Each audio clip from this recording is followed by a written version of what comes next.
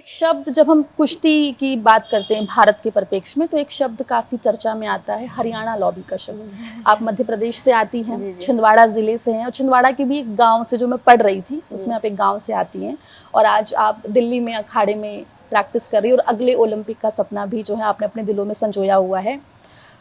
Haryana lobby क्या आपको वाक़ई लगता है कि काम करती है? और क्या एक वो वजह भी रही कि आपका वो जो सपना था पेरिस ओलंपिक वो शायद दरकिनार हो गया? डेफिनेटली है।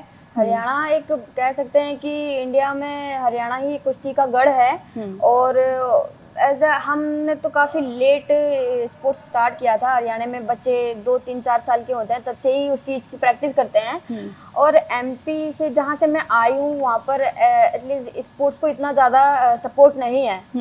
गवर्नमेंट का भी इतना इन्वॉल्व नहीं है और ना ही कोई सेंटर है प्रैक्टिस करने के लिए। तो ना ही कोचेस है, ना ही सेंटर है, ना ही इतनी फैसिलिटीज है जितनी हरियाणा में है। मतलब उतनी नहीं, 1% भी नहीं है। तो ये चीज़ एक बहुत ज़्यादा हमारे लिए माइनस पॉइंट है अदर स्टेट्स के लिए कि हमारे पास वो सपोर्ट नहीं है, वो कोचेस नहीं है, वो सेंटर नहीं है कि हम उस लेवल की तैयारी कर सके। इसलिए हमें भी वहाँ से मतलब अपनी प्रैक्टिस के लिए आना पड़ा इधर।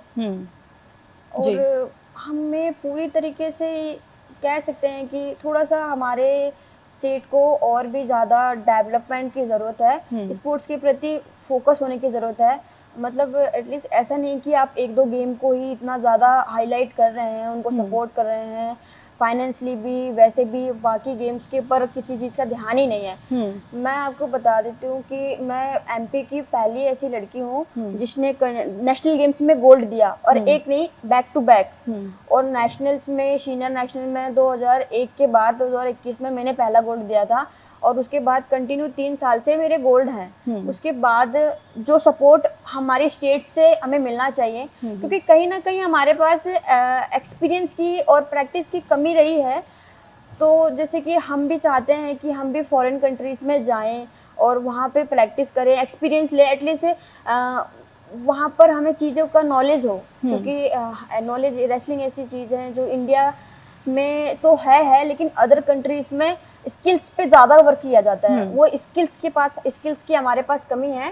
तो वो हमारी कमी हमें 28 के लिए निकालनी पड़ेगी। तो इसके लिए मैं तो यही चाहूँगी कि सरकार थोड़ा सपोर्ट करे, एटलीस्ट मुझे नहीं, हर उस खिलाड़ी को सपोर्ट करे जिसका सपना है ओलंपिक में जाने का, गोल्ड जीतने का। जी, बिल्कुल।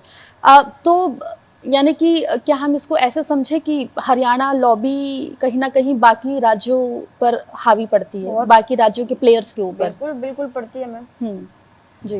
क्योंकि हरियाणा एक कह सकते हैं कि सिर्फ एक रेसलिंग ही ऐसा नहीं है, हरियाणा में सभी स्पोर्ट्स है। जो है आप मान लीजिए अभी हरियाणा में पहले रेसलिंग था, अभी आप देख लीजिए जैवलर्स भी हरियाणा से कितने आ रहे हैं। नीरज चोपड़ा हैं जो भी जैवलर्स हरियाणा से हैं, मनु भाकर हैं वो भी हरियाणा की हैं। तो सिर्फ रेसलिंग के लिए ही नहीं, हरियाणा ऑल स्पोर्ट्स के लिए सपोर्ट करता है। वहाँ पे उनकी गवर्नमेंट सपोर्ट करती है, उनके लिए उतनी फैसिलिटी है और सब कुछ है।